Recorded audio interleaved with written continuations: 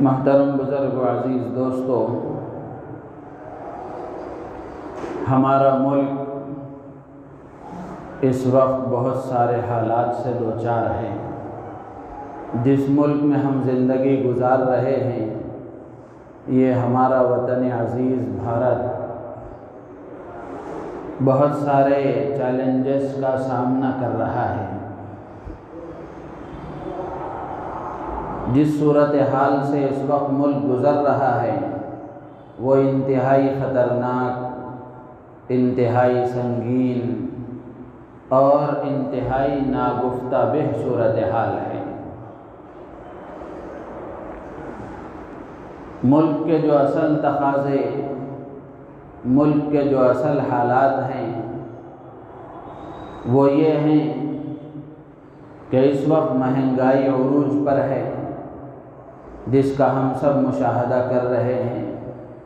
بے روزگاری بڑھتی جا رہی ہے اور پڑھے لکھے نوجوان اپنے پڑھنے لکھنے پر افسوس کرتے ہوئے نظر آ رہے ہیں، اور اسی طریقے سے ملک کی معیشت کا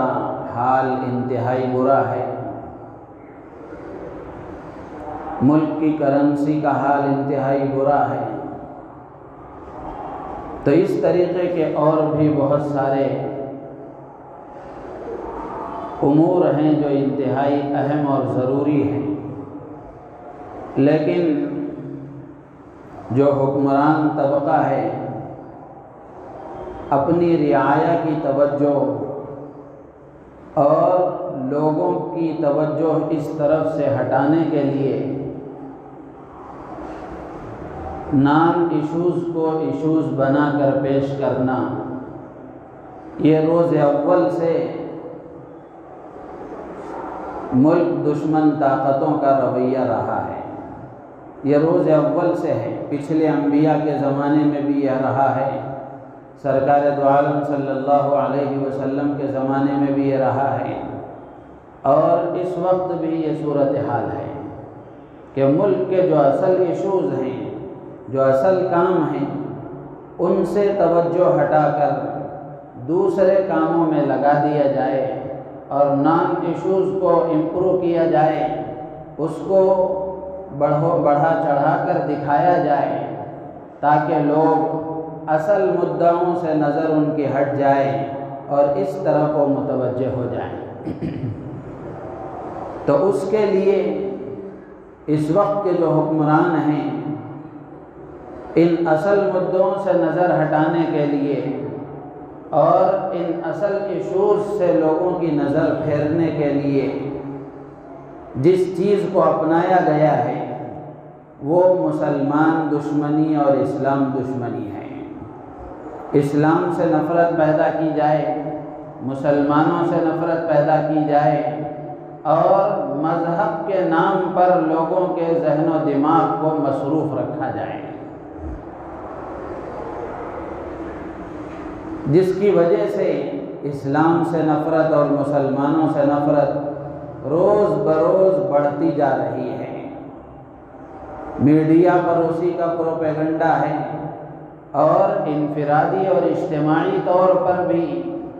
لوگوں کے ذہن و دماغ میں انہی باتوں کو گھسایا جا رہا ہے اور انہی باتوں کو چلایا جا رہا ہے تاکہ آدمی اصل چیزوں کو سوچنے کا اس کو موقع ہی نہ ملے، اصل مدعوں تک اس کا دھیان ہی نہ جائے۔ اس لیے مذہب کے نام پر لوگوں کو تقسیم کیا جا رہا ہے اور مسلمانوں کے جو مذہبی شعائر ہیں اور اسلام کے جو احکامات ہیں ان سے چھیڑ چھاڑ اور ان میں دخل اندازی کا راستہ اختیار کیا جا رہا ہے۔ کبھی اذان پر بات ہے، کبھی مسجدوں پر بات ہے، کبھی طلاق کے نام پر اور کبھی کسی اور چیز کے نام پر لوگوں کو اس طرف متوجہ کیا جا رہا ہے، جبکہ اس وقت ملک کے جو اصل تقاضے ہیں، ملک کے جو اصل مدعے ہیں وہ یہ نہیں ہیں۔ تو اس لیے اس وقت کی جو سب سے بڑی ضرورت ہے وہ یہ ہے کہ ملک سے محبت رکھنے والا، ملک کا وفادار اور ملک کا ہر شہری جو ملک کی ترقی کو چاہتا ہو، ملک کی سالمیت کو چاہتا ہو، ملک کی سلامتی کو چاہتا ہو اور ملک میں امن و امان کو چاہتا ہو، اس کی ذمہ داری بنتی ہے کہ وہ اپنی ذات سے انفرادی طور پر، اجتماعی طور پر اس بات کی کوشش کرے کہ ملک میں امن و امان کس طرح قائم ہو، ملک کی سلامتی کی کس طرح فکر کی جائے اور ملک میں محبتوں کے بانٹنے کا کام کس طرح کیا جائے، اور ملک کی بھی جو آبادی ہے، ملک میں بسنے والے جو انسان ہیں، ان کا دھیان، ان کی توجہ ملک کے اصل ایشوز کی طرف کیسے چلا جائے، اس کی فکر کرنا اور ملک کو بچانے کی کوشش کرنا، یہ ملک میں بسنے والے ہر وفادار شہری کی ذمہ داری ہے، چاہے وہ مسلمان ہو، چاہے وہ غیر مسلم ہو، کسی بھی مذہب سے تعلق رکھنے والا ہو، اس کی ذمہ داری ہے کہ وہ ملک کی ترقی کے لیے کوشش کرے، ملک کی سالمیت اور سلامتی کے لیے کوشش کرے، اور جو حکمران طبقہ ان چیزوں سے دھیان ہٹا کر جو غیر ضروری چیزوں میں لگانے کی کوشش کی جا رہی ہے، ان کے اس حربے کو اور ان کے اس منصوبے کو ناکام بنانے کی پوری کوشش کی جائے، پوری کوشش کی جائے۔ ہم مسلمان ہیں، اللہ کے ماننے والے، اللہ کے رسول علیہ الصلاۃ والسلام کے ماننے والے، اپنے ملک سے محبت، اپنے ملک کی ترقی کو چاہنا، اپنے ملک کے امن و امان کو برقرار رکھنا، اسلام اس کی تعلیم دیتا ہے، اسلام اس کی ترغیب دیتا ہے۔ تو ہم اللہ اور اللہ کے رسول کے ماننے والے،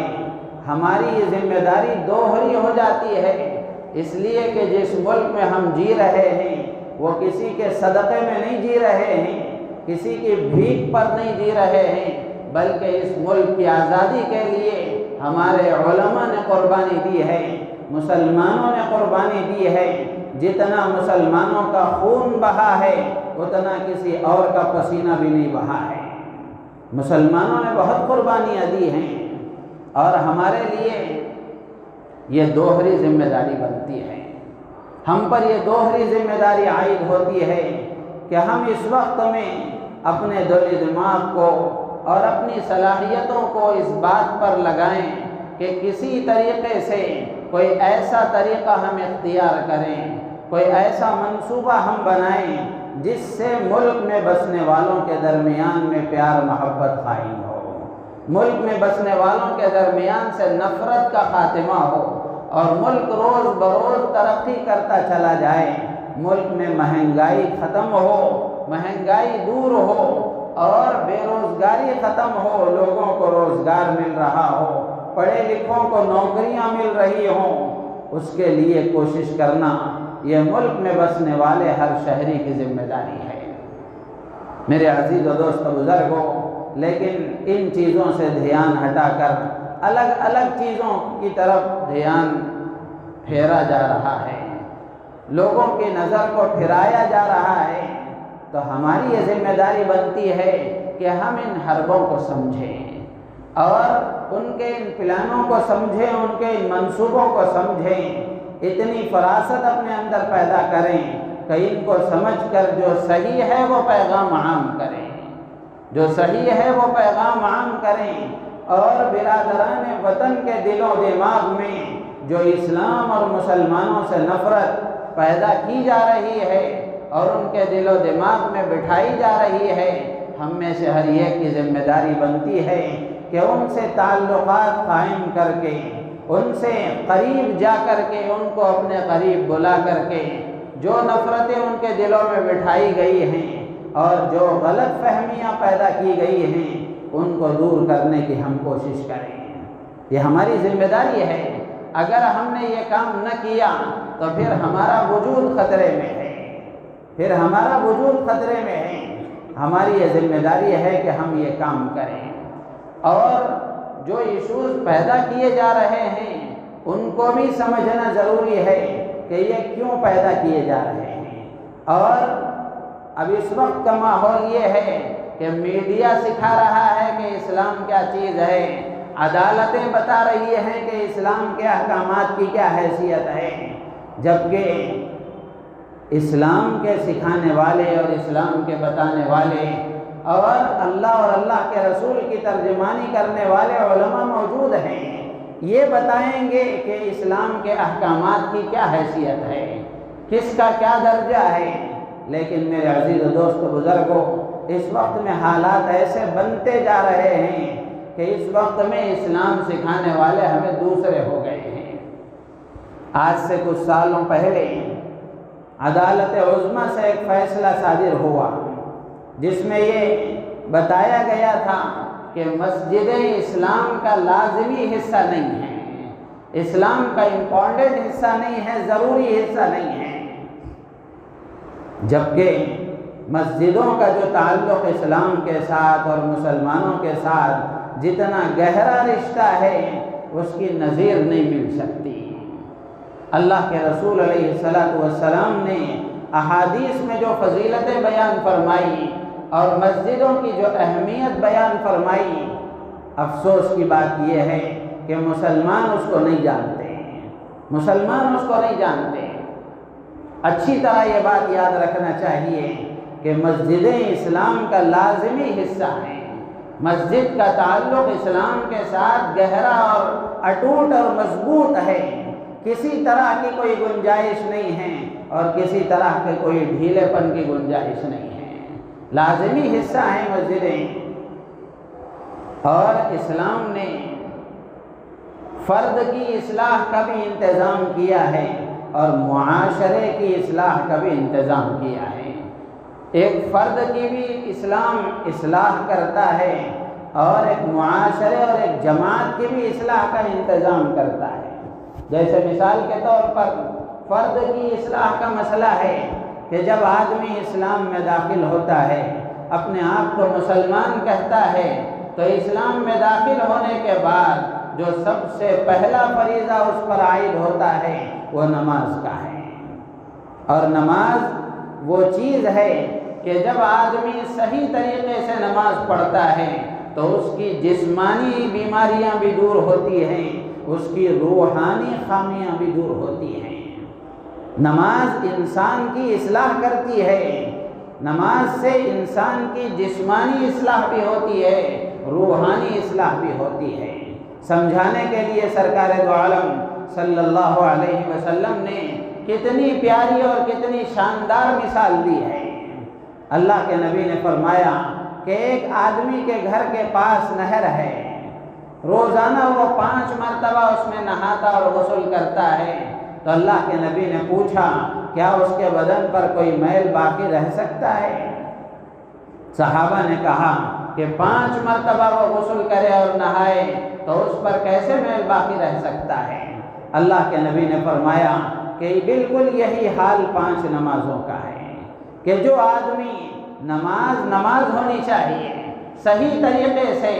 اصول و آداب کے ساتھ، فرائض اور واجبات کی رعایت کے ساتھ، سنن و مستحبات کی رعایت کے ساتھ اگر آدمی نماز 5 وقت کی ادا کرتا ہے تو اس کے گناہ معاف ہو جاتے ہیں، اس کی ظاہری تربیت بھی ہوتی ہے، اس کی باطنی تربیت بھی ہوتی ہے۔ تو یہ فرد کی اصلاح کا طریقہ ہے۔ اور اگر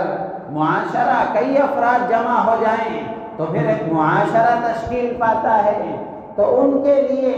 ان کی اصلاح کا بھی شریعت نے انتظام کیا ہے کہ یہ سارے افراد مل کر نماز پڑھیں، باجماعت نماز کو لازم قرار دیا گیا۔ اب ظاہر سی بات ہے اس کے لیے مسجد ضروری ہے، اس کے لیے مسجد ضروری ہے، تو معلوم ہوا کہ مسجد اسلام کا لازمی حصہ ہے، بنیادی حصہ ہے، مضبوط حصہ ہے۔ تو جب آدمی مسجد میں آ کر نماز ادا کرتا ہے اور معاشرہ نماز کا پابند ہوتا ہے تو اس سے ان کی ظاہری تربیت بھی ہوتی ہے، باطنی تربیت بھی ہوتی ہے۔ اور مساجد کی اہمیت ہی کے پیش نظر اللہ کے رسول علیہ الصلوۃ والسلام کی سیرت کو ہم پڑھیں، بلکہ اس سے آگے جب دنیا بسائی گئی تو سب سے پہلی مسجد جو اس کائنات میں قائم ہوئی اور بنائی گئی وہ مسجد حرام ہے۔ خانہ کعبہ بیت اللہ سب سے پہلا گھر ہے۔ ان اول بیت وضع للناس للذی ببکۃ مبارکا وہدی للعالمین۔ اللہ کے رسول اللہ تبارک و تعالیٰ نے خود قرآن میں فرمایا کہ سب سے پہلا گھر جو زمین پر بنایا گیا وہ کعبۃ اللہ کا ہے، مسجد حرام ہے جو سب سے پہلے بنائی گئی اور اس کو ہدایت کا مرکز قرار دیا گیا۔ پورے عالم کے انسانوں کے لیے یہ رشد و ہدایت کا سرچشمہ ہے، منبع رشد و ہدایت ہے۔ حضرت ابو ذر غفاری رضی اللہ تعالیٰ عنہ راوی ہیں، پوچھا کسی نے اے اللہ کے رسول سب سے پہلی مسجد کون سی ہے جو زمین پر بنائی گئی؟ اللہ کے نبی علیہ السلام نے فرمایا مسجد حرام بنائی گئی۔ پھر اس کے بعد پوچھا گیا دوسری کون سی بنائی گئی؟ اللہ کے نبی نے فرمایا مسجد اقصیٰ بنائی گئی۔ بیت المقدس میں فلسطین میں جو مسجد اقصیٰ ہے، اللہ تبارک و تعالیٰ نے حضرت سلیمان علیہ السلام کے ذریعے اس کی تعمیر کروائی۔ جب اللہ کے نبی علیہ السلام کو نبی بنایا گیا، آپ کو نبوت سے سرفراز کیا گیا، اس وقت آپ نے اپنی دعوت کے لیے جو مرکز بنایا تھا وہ خانہ کعبہ کو بنایا تھا۔ یہیں سے آپ نے اپنے دعوتی مشن کا آغاز کیا تھا۔ جب کفار و مشرکین کی مخالفت ہوئی، جب آپ کو وہاں جانے سے روکا گیا تو پھر آپ نے دار ارقم کا رخ فرمایا، لیکن آپ برابر بے چین رہے کہ کسی طریقے سے تعلق مسجد سے رہے۔ اللہ کے رسول علیہ السلام نے اگرچہ کہ دار ارقم کو اختیار فرمایا، لیکن حضرت عمر رضی اللہ تعالیٰ عنہ جب مسلمان ہوئے، جب حضرت عمر اسلام لے آئے تو کعبۃ اللہ تکبیروں سے گونج اٹھا تھا۔ پھر آپ برابر کعبۃ اللہ کی طرف متوجہ ہو گئے۔ جب یہاں مخالفتیں بڑھ گئیں اور اللہ تبارک و تعالیٰ کو منظور ہوا، اللہ نے آپ کو مدینہ ہجرت کرنے کا حکم فرمایا، تو اللہ کے رسول علیہ السلام نے ہجرت فرمائی اور مدینے سے کچھ فاصلے پر اللہ کے نبی نے قیام فرمایا جس کا نام قبا ہے۔ وہاں بھی آپ نے مسجد کی تعمیر فرمائی۔ 14 دن آپ نے وہاں قیام فرمایا، لیکن 14 دن آپ نے قیام فرما کر وہاں مسجد کی تعمیر فرمائی۔ آپ نے سنگ بنیاد بھی رکھا اور خود بنفس نفیس آپ اس کی تعمیر میں شریک رہے۔ پھر اس کے بعد آپ مدینہ آئے۔ مدینہ آنے کے بعد آدمی کسی جگہ جاتا ہے اور وہاں جانے کے بعد سب سے پہلے آدمی اپنے رہن سہن کا انتظام کرتا ہے، بود و باش کا اور مکان تلاش کرتا ہے کہ میں کہاں رہوں۔ لیکن اللہ کے رسول علیہ السلام مدینہ منورہ میں تشریف لائے تو آپ نے سب سے پہلا کام یہ کیا کہ آپ نے وہاں مسجد تعمیر کروائی۔ مسجد تعمیر کروائی اور مسجد تعمیر کرنے کا صرف حکم نہیں دیا بلکہ آپ خود بنفس نفیس تعمیر میں شریک رہے۔ جب گارے مٹی آپ علیہ السلام اپنے ہاتھوں سے اٹھاتے، پتھر آپ اپنے ہاتھوں سے اٹھاتے، صحابہ فرماتے اے اللہ کے رسول ہم غلام حاضر ہیں، آپ کیوں اتنی تکلیف برداشت کرتے ہیں؟ اللہ کے نبی نے فرمایا جس طرح اجر و ثواب کے تم محتاج ہو اسی طرح اجر و ثواب کا میں بھی محتاج ہوں۔ اللہ کے نبی علیہ السلام نے بنفس نفیس آپ نے تعمیر میں شرکت فرمائی اور صحابہ کو دیکھا کہ صحابہ تعمیر میں پورے شوق کے ساتھ حصہ لے رہے ہیں، محنت کر رہے ہیں۔ اللہ کے نبی علیہ السلام نے دعا فرمائی اللہم لا خیر الا خیر الاخرہ فاغفر للانصار والمہاجرہ، اے اللہ خیر اور بھلائی اور کامیابی اصل تو آخرت ہی کی ہے، ان انصار اور مہاجرین کی مغفرت فرما، ان کے لیے دعائے رحمت فرمائی، دعائے مغفرت فرمائی۔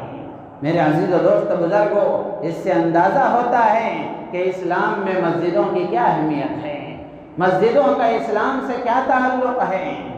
جب اسلام سرزمین عرب سے نکل کر باہر آیا، عجم کی سرزمین پر پھیلا اور پورے عالم میں جب اسلام پھیلا جہاں جہاں اسلام کی روشنی گئی، جہاں جہاں مسلم معاشرہ قائم ہوا، وہاں وہاں مسجدیں قائم ہوئی۔ مسلم ممالک جہاں آپ دیکھتے ہیں کہ ہر جگہ مسجدیں قائم ہیں، ہر محلہ مسجدوں سے آباد ہے، ہر جگہ مسجدیں ہیں، اور غیر مسلم ممالک میں بھی آپ دیکھ لیں، جہاں مسلم معاشرہ ہے وہاں مسجدیں آباد ہیں، وہاں مسجدیں موجود ہیں۔ تو اللہ کے رسول علیہ السلام نے مسجدوں کی اہمیت کو اپنے ماننے والوں کے دل و دماغ میں بٹھایا کہ مسجدوں کا اسلام سے جو تعلق ہے وہ مضبوط ہے اور لازمی ہے، بنیادی ہے، اس میں ذرا برابر بھی کوئی ڈھیل نہیں ہونا چاہیے۔ اسی لیے اللہ کے رسول علیہ السلام نے مساجد کو تعمیر کرنے کی فضیلتیں بیان فرمائی کہ مسجد کو تعمیر کرو گے تو تمہیں کیا ملے گا۔ اللہ کے نبی نے ایک حدیث میں فرمایا، من بنا مسجدا للہ بنا اللہ لہ بیتا فی الجنت مثلہ۔ ایک روایت میں اللہ کے نبی نے فرمایا کہ جو آدمی اللہ کے گھر کی تعمیر کرتا ہے، مسجد کی تعمیر میں حصہ لیتا ہے، کیسی مسجد، اس کے بارے میں بھی اللہ کے نبی نے الگ الگ حدیثوں میں الگ الگ الفاظ آئے ہیں۔ یصلی فیہ، ایسی مسجد جس میں نماز پڑھی جاتی ہے، اور ایک اور روایت میں ہے یذکر فیہ، ایسی مسجد جس میں اللہ کا ذکر کیا جاتا ہے۔ تو آدمی ایسی مسجد کی تعمیر کرتا ہے، اللہ کے نبی نے فرمایا بن اللہ لہ بیتا فی الجنت مثلہ، کہ اللہ تعالیٰ اسی جیسا گھر جنت میں اس کے لیے تعمیر فرماتے ہیں۔ ایک روایت میں یہ ہے کہ آدمی دنیا میں جیسے اللہ کا گھر بناتا ہے ویسا ہی گھر اللہ جنت میں اس کے لیے بناتے ہیں۔ ایک اور روایت میں ہے افضل منہ، کہ آدمی دنیا میں جیسے مسجد بناتا ہے، اللہ کا گھر تعمیر کرتا ہے، اللہ اس سے افضل گھر جنت میں اس کو عطا فرماتے ہیں۔ ایک اور روایت میں اللہ کے نبی نے فرمایا اوسع منہ، کہ جو آدمی دنیا میں مسجد بناتا ہے، اللہ کا گھر تعمیر کرتا ہے، اللہ تعالیٰ اس سے کئی گنا وسیع گھر جنت میں اس کو عطا فرماتے ہیں۔ تو میرے عزیز و دوست بزرگوں، اس کا یہ مطلب نہیں ہے کہ پوری مسجد بنائیں تو ہی یہ فضیلت حاصل ہوتی ہے، بلکہ اللہ کے نبی نے حدیث میں وہ بھی بیان فرمایا کہ جو آدمی جیسے کبوتر کا گھونسلہ ہوتا ہے جہاں کبوتر بیٹھتا ہے، اتنی مقدار بھی اگر مسجد میں آدمی تعاون کرتا ہے، مسجد کی تعمیر میں حصہ لیتا ہے، اللہ کے نبی نے فرمایا اللہ تعالیٰ اس کو بھی جنت میں گھر عطا فرمائیں گے۔ ایک اور روایت میں اللہ کے نبی نے فرمایا کبوتر کے گھونسلے سے بھی کم مقدار میں، اس سے بھی چھوٹا، اگر آدمی مسجد میں کسی طرح بھی اگر شریک ہو جاتا ہے، تعمیر میں شریک ہو جاتا ہے، مسجد کے امور اور کاموں میں شریک ہو جاتا ہے، اللہ تبارک و تعالیٰ اس کو جنت میں گھر عطا فرماتے ہیں۔ میرے عزیز و دوست بزرگوں، کتنی بڑی فضیلتیں ہیں۔ یہ فضیلتیں کیوں بیان فرمائی گئیں؟ یہ فضیلتیں اسی لیے بیان فرمائی گئیں تاکہ مسلم معاشرے میں مسجدیں آباد ہوں، مسجدوں کی تعمیر کرنے والے لوگ بنیں، اور مسجدوں کی تعمیر پر اللہ تبارک و تعالیٰ نے جو جنت میں گھر کا وعدہ فرمایا ہے، تو اس کا مطلب یہ ہوا کہ جنت میں گھر اس کو ملے گا جس کو جنت میں جانے کا داخلہ ملے گا۔ تو دوسرے الفاظ میں اگر کہا جائے تو اللہ کے نبی نے گویا یہ فرمایا کہ جو آدمی مساجد کی تعمیر میں حصہ لیتا ہے، مسجد کی تعمیر کرتا ہے، جنت اللہ تبارک و تعالیٰ اس کو عطا فرماتے ہیں، جنت میں وہ جائے گا۔ اس لیے کہ جنت میں گھر ہو اور وہ جنت میں نہ جائے، ایسا تو ہو نہیں سکتا۔ یہ دنیا میں ہوتا ہے کہ ایک آدمی عہدے پر ہے لیکن وہ عہدے سے اس کو کوئی فائدہ نہیں ہے۔ آپ بہت ساری مثالیں اس کی دے سکتے ہیں، ہے عہدے پر لیکن عہدے سے اس کو کوئی فائدہ نہیں ہے اور وہ عہدے کو استعمال نہیں کر سکتا۔ میں اشاروں میں مثالیں دے رہا ہوں۔ تو بالکل اسی طریقے سے لیکن اللہ تبارک و تعالیٰ کا معاملہ ایسا نہیں ہے کہ اللہ تعالیٰ جنت میں گھر بھی عطا فرما دیں اور جنت میں جانے کے لیے داخلہ بھی نہ دیں، ایسا نہیں ہے، بلکہ جنت میں اللہ تعالیٰ گھر عطا فرماتے ہیں۔ اس کا مطلب ہی یہ ہے کہ اس تعمیر کے بدلے میں اللہ تعالیٰ اس کو جنت کا داخلہ نصیب فرماتے ہیں۔ تو میرے عزیز و دوست بزرگوں، مساجد کی تعمیر کی فضیلتیں اللہ کے نبی نے اسی لیے بیان فرمائی تاکہ مسلمان اس میں بڑھ چڑھ کر حصہ لیں اور مساجد کو تعمیر کریں۔ اور مسجد کی تعمیر کون کرتا ہے؟ اللہ تبارک و تعالی نے قرآن پاک میں فرمایا انما یعمر مساجد اللہ من آمن باللہ والیوم الآخر واقام الصلاة وآت الزکاة ولم یخش الا اللہ۔ اللہ تعالیٰ فرماتے ہیں مسجدوں کی تعمیر کرنے والے اللہ کے نزدیک وہ ایمان والے ہیں، وہ ایمان والے ہیں۔ اللہ نے فرمایا کہ مساجد کی تعمیر وہی کرتے ہیں جن کا اللہ پر اور آخرت کے دن پر ایمان ہے۔ تو اس کا مطلب یہ ہوا کہ مسجد کی تعمیر آدمی کے ایمان کی نشانی ہے، آدمی کے ایمان کی نشانی ہے۔ تو میرے عزیز و دوست بزرگوں، یہ فضیلتیں بیان فرما کر اللہ کے رسول علیہ السلام نے مسلمانوں کو مسجدوں سے تعلق قائم کرنے کی گویا ترغیب دی ہے کہ مسجدوں کے ساتھ تمہارا تعلق ہونا چاہیے۔ اور اسلامی زمانے میں اور رسول اللہ صلی اللہ علیہ وسلم کے زمانے میں، خلفائے راشدین کے زمانے میں مساجد کا کیا کردار تھا؟ آج کی طرح مسجدیں نہیں تھیں اس وقت میں مسجدیں کچی تھیں، نمازی پکے تھے، نمازی پکے تھے، مسجدیں اگرچہ کچی تھیں۔ آج مسجدیں پکی ہیں لیکن نمازی موجود نہیں ہیں، کچے بھی نہیں ہیں بالکل۔ میرے عزیز و دوست بزرگوں، اس وقت میں جو مساجد کا کردار ہے، حضور اکرم صلی اللہ علیہ وسلم کے زمانے میں ایسا نہیں تھا، خلفائے راشدین کے زمانے میں ایسا نہیں تھا،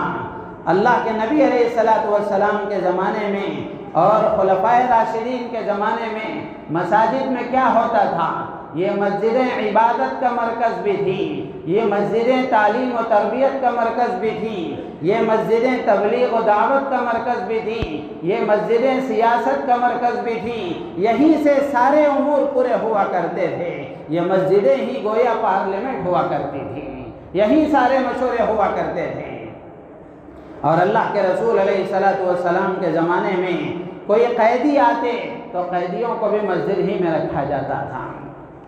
وہ قیدی مسجد کے ماحول کو دیکھتے تھے، صحابہ کے اعمال کو دیکھتے تھے، ان کے اخلاق کو دیکھتے تھے، ان کے برتاؤ کو دیکھتے تھے۔ آئے تھے تو قید ہو کر، لیکن یہاں سے اسلام کے حلقے میں داخل ہو کر جاتے تھے، وہ اسلام قبول کر لیتے تھے۔ اگر محلے میں کسی کو کوئی ضرورت پیش آتی تو وہ سائل مسجد میں آتا اور آ کر اللہ کے نبی علیہ السلام کے سامنے اپنی ضرورت کا اظہار کرتا، اپنی ضرورت کو پیش کرتا، یہاں سے ان کی ضرورتیں پوری ہوتی۔ یتیموں کا خیال یہاں سے رکھا جاتا، بیواؤں کا خیال یہاں سے رکھا جاتا اور ضرورت مندوں کی ضرورتیں یہاں سے پورا کی جاتی تھی۔ ایسا نہیں تھا کہ فرض نمازیں پوری ہو جاتی مسجد کو بند کر دیا جاتا۔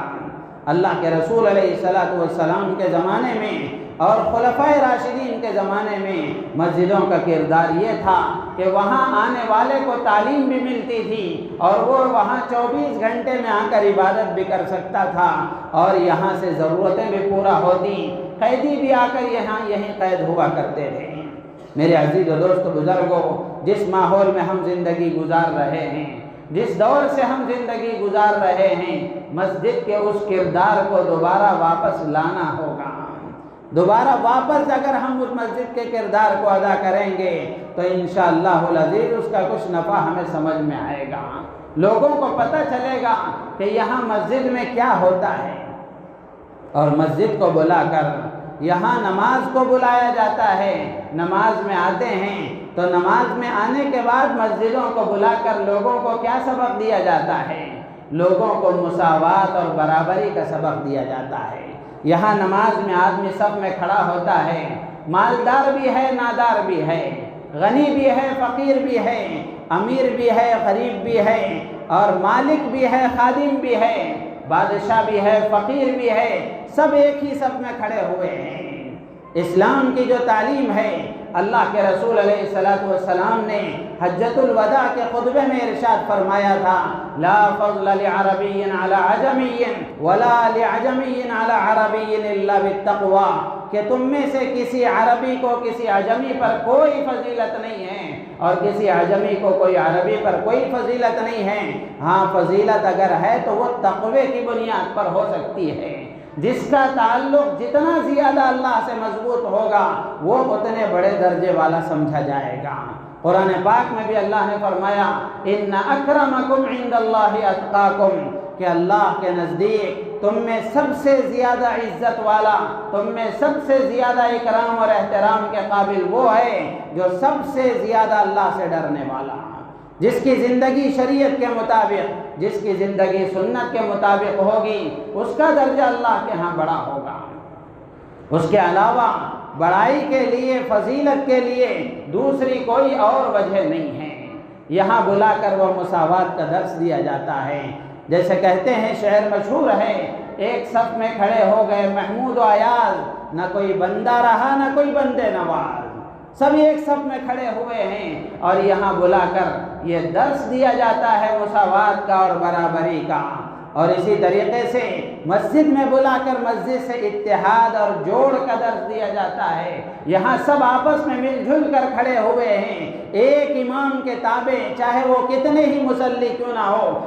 امام اللہ اکبر کہہ کر ہاتھ باندھتا ہے، مصلی اللہ اکبر کہہ کر ہاتھ باندھتے ہیں، امام رکوع میں جاتا ہے، سجدے میں جاتا ہے، جتنے ارکان وہ ادا کرتا ہے، ایک امام کی تابعداری میں لاکھوں کروڑوں اربوں خربوں جتنے مصلی ہوں، حج کے منظر کو ہم دیکھ سکتے ہیں، امام اللہ اکبر کہتا ہے، سارے کا سارا مجمع اس کے تابع ہے۔ یہاں بلا کر اس کا درس دیا جاتا ہے کہ اپنے اندر اتحاد پیدا کرو، جوڑ پیدا کرو، آپس میں جو تفرقہ بازی، آپس میں جو انتشار اور خلفشار ہے، یہ تمہیں بزدل بنا دے گا اور تمہاری ہوا اکھڑ جائے گی، تمہارے دلوں میں دوسروں کا خوف اور رعب آ جائے گا۔ قرآن میں اللہ نے فرمایا، وَلَا تَنَازَعُوا فَتَفْشَلُوا وَتَذْهَبَ رِيحُكُمْ، آپس میں مت لڑو جھگڑو ورنہ تم آپس میں بکھر جاؤ گے اور تمہاری ہوا اکھڑ جائے گی، تم بزدل ہو جاؤ گے۔ میرے عزیز و دوست بزرگوں، آج ہم اپنے اوپر غور کر کے دیکھ لیں، ہمارے آپس کے تفرقے، ہمارا آپس کا انتشار ہی ہمیں مزدل بنایا ہوا ہے، ہمارا آپس کا انتشار ہی دوسروں کا رعب ہمارے دلوں میں بٹھایا ہوا ہے۔ اس لیے مسجدوں سے تعلق اور مسجدوں کے ساتھ وابستگی اور مسجدوں کی اہمیت کو اپنے دل میں پیدا کرنا یہ انتہائی ضروری ہے۔ آج ہم دیکھ رہے ہیں کہ ہماری مسجدوں سے چھیڑ چھاڑ کیوں ہو رہی ہے، مسجد اذانوں سے چھیڑ چھاڑ کیوں ہو رہی ہے، فجر کی اذان مائک پر نہیں دی جا رہی ہے۔ اگر اب بھی ہمیں یہ احساس نہیں ہوا تو پھر میرے عزیز و دوست بزرگوں، اور اذانوں کا کیا ہوگا، اور نمازوں کی اذانوں کا کیا ہوگا؟ یہ کسی اور کا فیصلہ نہیں ہے، یہ اللہ کی طرف سے فیصلہ ہے۔ اللہ نے جب دیکھا کہ اذانیں ہوتی رہیں، مسلمان اپنے کاروبار میں مصروف رہا، اذانیں ہوتی رہیں، مسلمان کو اپنا کاروبار پسند رہا، اذانیں ہوتی رہیں، مسلمان اپنی ملازمت میں لگا رہا، اذانیں ہوتی رہیں، مسلمان بازاروں کو آباد کرنے میں لگا رہا، اذانیں ہوتی رہیں، مسلمان گپ شپ کی محفلوں کو سجائے رکھا۔ اللہ نے اب یہ فیصلہ فرما دیا کہ جب تمہیں اذانوں سے کوئی لینا دینا ہی نہیں ہے تو اس کو بند کر دیا جائے۔ اللہ نے کھڑا کیا ہے لوگوں کو، ورنہ ان کے اندر کیا طاقت ہو سکتی ہے۔ میرے عزیز و دوست بزرگوں، اس سے تو کم سے کم سبق لینے کی ضرورت ہے۔ اب مسجدوں پر باری آئی ہے، اگر مسجدوں کو ہم نے آباد نہ کیا اور مسجدوں کو آباد کرنے کی فکر نہ کی، اللہ اس نعمت کو بھی چھین لیں گے۔ اللہ کی کسی سے کوئی رشتہ داری نہیں ہے، اللہ کی کسی سے کوئی رشتہ داری نہیں ہے۔ جو اللہ کا بنتا ہے اللہ اس کا ہو جاتا ہے، جو اللہ کے ساتھ اپنا تعلق قائم کر لیتا ہے اللہ کی مددیں اس کے ساتھ شامل حال ہوتی ہیں۔ آج کسی اور مسجد کا نام لیا جا رہا ہے، آج کسی اور مسجد کی باری ہے، کل کسی اور مسجد کی باری ہوگی۔ ایسا نہیں ہے کہ ہم اپنے گھر میں بیٹھ کر اطمینان سے رہیں، ہمارا تو معاملہ نہیں ہے۔ میرے عزیز و دوست بزرگوں، مسجدوں کو آباد کرنے کی فکر کرنا یہ ہر مسلمان کی ذمہ داری ہے، ورنہ اتنی بڑی بڑی مسجدیں بنا کر فائدہ کیا ہے جو صرف جمعے میں کام آتی ہوں، عید کے موقع پر کام آتی ہوں۔ روزانہ اس میں نمازیں ادا کی جائیں، روزانہ مسلمان مسجدوں کی طرف آئیں اور مسجدوں کو آباد کرنے کی کوشش کریں، تو پھر اللہ کی ذات عالی سے امید ہے کہ ہمارا مسجدوں کو آباد کرنے کی فکر کرنا اور ہمارا مسجدوں کی طرف رجوع کرنا اللہ کو پسند آئے گا، اللہ یہ فضا بدل دیں گے۔ فیصلے اللہ کی طرف سے ہوتے ہیں، فیصلے اللہ کی طرف سے ہوتے ہیں، کسی اور کا کوئی فیصلہ نہیں ہے، چاہے وہ اذان کا ہو، چاہے وہ نماز کا ہو، شریعت کے کسی بھی حکم کا ہو۔ اتنی بات اچھی طرح ذہن میں رکھ لینا چاہیے کہ مسلمان جس نعمت کی ناقدری کرتا ہے اللہ اس نعمت کو چھین لیتے ہیں، جس حکم پر عمل نہیں کرتا اللہ تعالیٰ اس حکم کے خلاف بغاوتیں پیدا فرما دیتے ہیں۔ آج ہم نے اذان کی ناقدری کی، اذان پر باری آئی ہے، مسجدوں کی ناقدری کی، مسجدوں پر باری آئی ہے، اور اگر ہم کسی چیز کی ناقدری کریں گے اللہ ہی حافظ ہے، اللہ ہی حافظ ہے۔ تو اس لیے ذمہ داری ہے ہماری کہ مسجدوں کے ساتھ ہمارا تعلق مضبوط ہو اور مسجدوں کو آباد کرنے کی ہم کوشش کریں، اور جن مسجدوں کے بارے میں معاملات چل رہے ہیں ان کے لیے اہتمام سے دعائیں ہم کریں، اہتمام سے ہم دعائیں کریں۔ قانونی اعتبار سے جو کچھ ہو سکتا ہے وہ ہو رہا ہے، اکابر ہمارے مصروف ہیں، لیکن اللہ کے گھر کے چاہے وہ کسی بھی کونے میں ہو دنیا کے، کوئی بھی معاملہ ہوتا ہے ہر مسلمان کو بے چین ہو جانا چاہیے۔ مسجد کے ساتھ اللہ کے رسول علیہ السلام کا تعلق کیسا تھا؟ اللہ کے رسول علیہ السلام مرض الوفات میں 3 یا 4 دن اللہ کے نبی مسجد کو نہیں جا سکے، بے چین ہو گیا۔ 2 آدمیوں کے سہارے پیروں کو گھسٹتے ہوئے آپ مسجد کو تشریف لے گئے اور جا کر آپ نے وہاں مسجد میں نماز ادا کی۔ پھر جب اتنی بھی ہمت نہ ہوئی اور آپ بالکل جا نہیں سکے تو آپ نے اپنے گھر میں پردہ ہٹا کر آپ نے دیکھا کہ حضرت ابو بکر کی امامت میں لوگ نماز ادا کر رہے ہیں، تو باجماعت نماز کو دیکھ کر آپ کا چہرہ کھل اٹھا، آپ کا چہرہ خوشی سے تھما گیا۔ میرے عزیز و دوست بزرگوں، ہر معاملے میں اللہ کے نبی علیہ السلام مسجدوں کی طرف متوجہ ہوا کرتے تھے۔ حضرت عائشہ رضی اللہ تعالیٰ عنہ فرماتی ہیں کہ اللہ کے رسول علیہ السلام گھر کے کام و کاج میں مصروف اور مشغول رہتے تھے، جیسے ہی اذان ہوتی آپ اس طرح چھوڑ کر مسجد کی طرف چلے جایا کرتے تھے جیسے ان کاموں سے آپ کو کوئی تعلق ہی نہیں ہے۔ تو ایسا گہرا تعلق تھا، ذرا برابر بھی کوئی حالات آ جاتے اللہ کے نبی علیہ السلام مساجد کی طرف متوجہ ہوتے تھے، مسجد کی طرف متوجہ ہوتے تھے۔ خوف و دہشت کا ماحول ہوتا، گھبراہٹ کا ماحول ہوتا، فخر و فاقے کا ماحول ہوتا، ہر حال میں اللہ کے نبی نے ہمیں مسجد والا بنایا ہے۔ اگر ہم اپنے آپ کو مسجد والا بنائیں گے تو اللہ تبارک و تعالی دنیا میں بھی ترقی دیں گے اور آخرت میں بھی اللہ تعالیٰ کامیاب فرمائیں گے۔ اللہ تعالیٰ سے دعا ہے اللہ تعالیٰ ہم سب کو ان باتوں پر عمل کی توفیق عطا فرمائے اور مساجد کو آباد کرنے کی، نمازوں کے اہتمام کی اللہ تعالیٰ مجھے آپ کو پوری امت کو توفیق عطا فرمائے، ہماری نیتوں میں اخلاص پیدا فرمائے۔ آمین۔ وآخر دعوانا الحمدللہ رب العالمین۔